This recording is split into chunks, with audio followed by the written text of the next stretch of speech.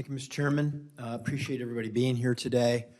While anti-Semitism is millennia old, the flashpoint was October 7th for the issues that we're currently dealing with. I was on college campus at Ohio State in the days after that occurred. The students very scared there.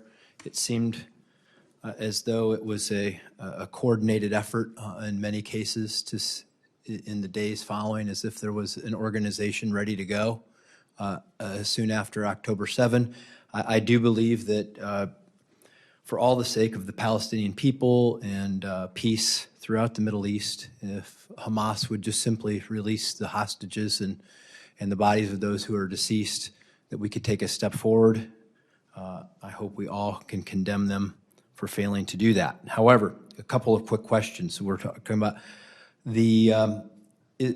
are universities protecting students from anti-Semitism? I'll ask each one of you a quick answer, yes or no. Are all of our college campuses doing enough to protect Jewish students from anti-Semitism? No. Definitely not. Absolutely not. No. No, but the better answers for the long term are educational as opposed to discipline. Well, that may be the case, but it seems like the circumstances where we see the most anti-Semitism are on some of the most elite campuses in this country. So it's clearly education doesn't do enough. There seems to be some coordinated agenda. Let me ask about the students on those campuses.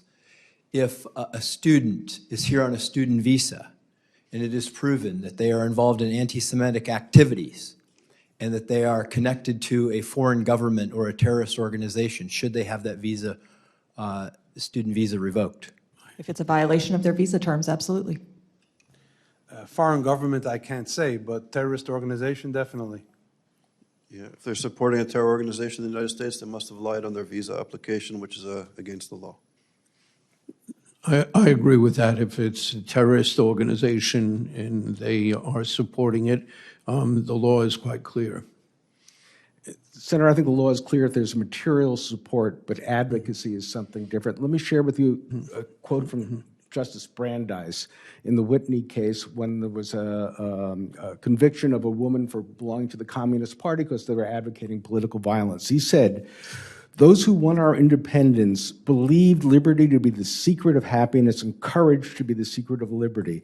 They believed the freedom to think as you will and to speak as you think are means indispensable." I understand that, but we're not talking about American citizens here.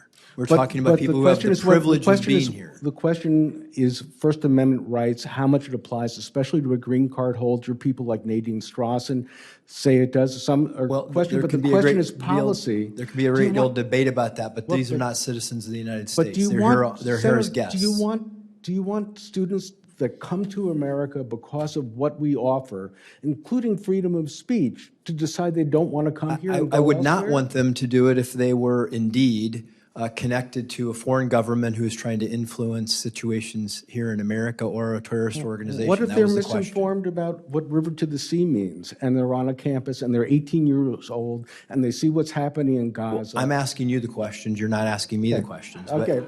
That's how this works. My apologies. Right. So as we look at this situation, and again, I was on college campuses in the days after the students were very, very concerned. I'll let Rabbi Semtov, you may want to answer this. Ms. Gamal, you may want to answer this. Do you believe that there were coordinated efforts in advance of with American citizens or people who are here that had knowledge of the October 7 attacks and were working to coordinate anti-Semitic activity here in America? Of the October 7th massacre, I have no idea. Of the post-October 7th anti-Semitic violence, thinly veiled as anti-Zionist or anti-Israel activity, absolutely yes. And I'm sad to say some of that support came from within the Jewish community, including, many people say, and there's circumstantial and better evidence, including from Mr. Soros's circle, which is why I was so reticent to answer the ranking member's question before. I'll just add that I likewise have no specific information about what knowledge individuals here in the U.S. had. I can say that with absolute certainty that immediately following October 7th, there was clear evidence of a concerted campaign in the form of a toolkit for individuals on campus to follow in order to be in lockstep with Hamas and its ideas. Thank you, Mr. Chairman. Thank you.